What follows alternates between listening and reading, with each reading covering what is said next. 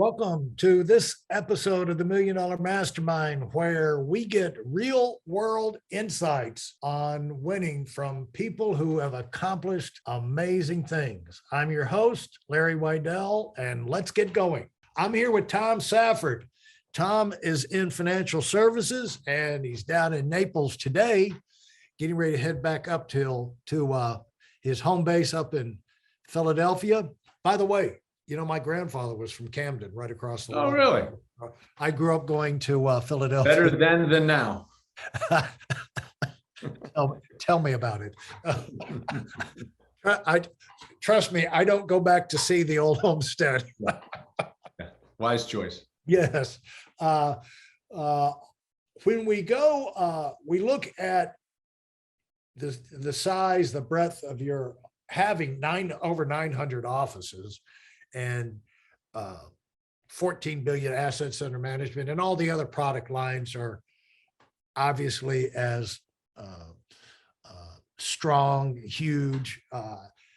To keep the momentum going on that, and to you be the guy, that's quite a transition that you went through from helping, but the fact that you've been seeing it, your dad evolve from the beginning, that really prepared you to take over, especially that your brother was firstborn. He was in line and he went off, and he was over in the UK with us. Yep. And he stayed, he had an extended stay of building a business and everything over there now, but we won't get into Bob Jr., but a fantastic person. But the slot came open, or you made it open, where you elbowed everybody else out of the way. How is it to take, to move up and be out of 4 siblings to be the one that takes over the family business and is now running it? That is kind of a touch and go transition, isn't it? Well, I mean, it can be. Fortunately, I've got great brothers and sisters that understand. And again, like I said, my dad kind of prepared us that we each had to be able to make sure we stand on our own 2 feet. I say this to my kids all the time. Of course, now that they're 30, 29, and 28, I don't have to say it as much as I did before.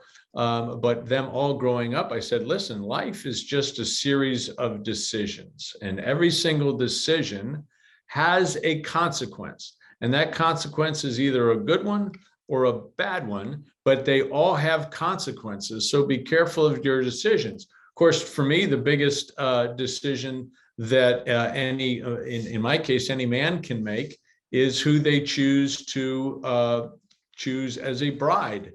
And so, I've been so fortunate that I made the right decision with Leela, and here 41 years later, we started dating when we were 18, and 41 years later, at soon to be 60, life has turned out the way we dreamt it would as 18-year-olds.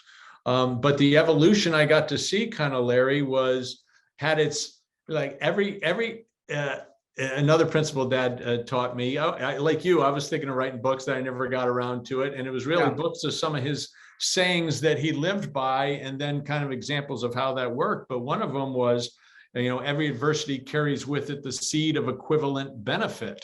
And life's going to be. Repeat that. Sure. Every adversity carries with it the seed of equivalent benefit. So you could be dealing with all this crud right now, but look for the value in that crud as to how you're going to use that as a strength, or use that for your benefit later. And that's a principle that for me was huge, and for my kids was huge, because as kids, you have my kids, a couple of them had dreams of really being kind of pro athletes or very high level athletes, and injuries took them down a peg. And every time, or for most people, would take them down a peg. And every time something would happen, we'd say to him, like my middle son, Scotty, who tore his first ACL when he was 10 years old.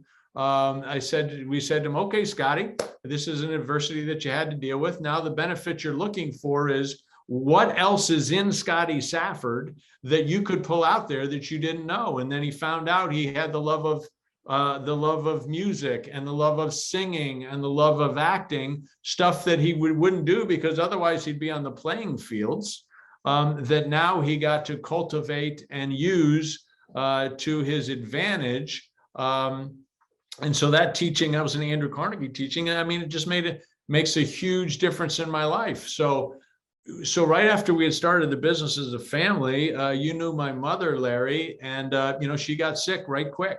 And so in the first 2 years, she got sick. It really took her a 7-year battle before we lost her. And so through that process, there was a lot of dad's there for the first 2 years of it. And then dad wasn't there a whole heck of a lot. My brother wasn't there a whole heck of a lot. So really, when I graduated college and I'm 23 years old, there were so many parts of the business that I was already in charge of that when dad finally passed 10 years ago, and that figurehead or that strength was gone, I'd already been doing it, parts of it since then. And then when dad and my brother went to the UK in the early 2000s, at that point we had a very big business, and they were handling the new and I was taking care of the old. So that evolution was there, and the relationships I built with all the people while my dad and my brother weren't there, carries us through. So when you talk about, man, you got all these product lines and sources of income that we have now, how do we control it all with just Leela and myself and one admin? Well, we've got great people, and we're very good at spinning plates, and just to make sure that we give enough time to people in order to keep that plate spinning. But when they really need a lot of time, like, you and I both know, sometimes people can take time. And I was on the, before this, I was on the phone for an hour with someone who simply wanted to vent their frustration over something. And you try to, and they're a big builder of ours. And so you want to make sure that they continue to keep the eye on what keeps them focused. And so at this stage of the game, keeping people's focus at where it needs to be is really what the strength of what we do. And when we lost dad, again, those relationships made a difference, but also the goal setting stuff I learned as a kid made a big difference, because it said, okay, here we've got this business that it's gotten this far. Now there's some changes we need to make, some things we want to do differently, frankly, things that I was never allowed to do before. Let's make some changes. Let's make sure that our focus is what it needs to be to sustain itself on a balanced business. Where's the market heading? Where's the financial services heading? What should we do? Brainstorming. Leela is great at doing that kind of stuff. So we kind of put those two heads together in concert with our biggest people and said, here's where are you headed? How can we help you head to where you want to go? And I think any great leader, any great manager finds out what their people want and finds a way to help them to get it. I think most managers do a lousy job of finding out what their employees want and what their employees are fighting for in life. Surely it's not just to get the paycheck at the end of the week. It's for something greater and something bigger. And so, we did that, found out what that bigger was and what that better was. And so there's no surprise that some of our biggest people in our company today all are growing at the same time Leela and I are growing. And then it's popcorn effect. And so that's what we've got going on right now, popcorn effect. Now, talk about that. Okay, every adversity carries with it the seed of equivalent benefit. Yes. Yeah, equivalent benefit. Of equivalent benefit. Now, in 10 years of being in control, I wanted to ask you this. You've been running it. Your dad's been gone for 10 years now. How is the business? Business is like you're at over 900 offices now. Yeah, we had 540 offices when dad died. So we're up 370 offices. Our assets under management when dad died were just a little over 6 billion. Here we are at 14 billion today. Wow. Our annual, on the investment side of our equation, our annual new volume was about 1.3 billion, and we're at 4.5 billion today. So, revenues have really taken off because of it. And through that process, it's been great for us. It's been great for the business. It's been great for my siblings. So, everybody has been able to benefit, which is wonderful for all of us. Unbelievable. And so that's got to give you great confidence to build your own track record like that. And so when you had one thing you can't do when you get one of your big key people on the phone with you and they're raging. I guess you had experience with that handling your dad, but one thing you don't do is say, grow up. Yeah. Shane, look, listen to yourself. You don't get anywhere.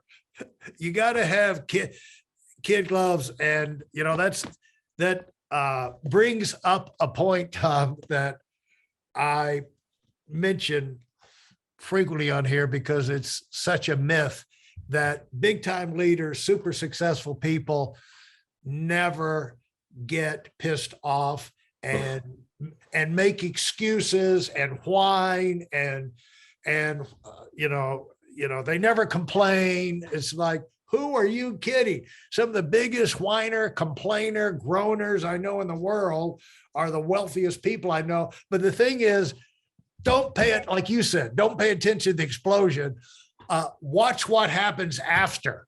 Okay. Yeah. After the steam goes out the head, and they vented and this, that, and the other, it's amazing how quickly they click it into another gear. They come up with something they hadn't thought of before. They make a move, and it's just like a total complete turnaround, in a short period of time. So, everybody's going to get, have situations, get the best of them, because we're all running into different situations we never had to deal with before. If you're growing, Exactly right. And again, so some of the, as I said, Dad was learning who he was to become, and through all those processes. So Albert Gray is a guy that we had a lot of learnings from, and and he said Albert Gray, Gray, Albert Gray.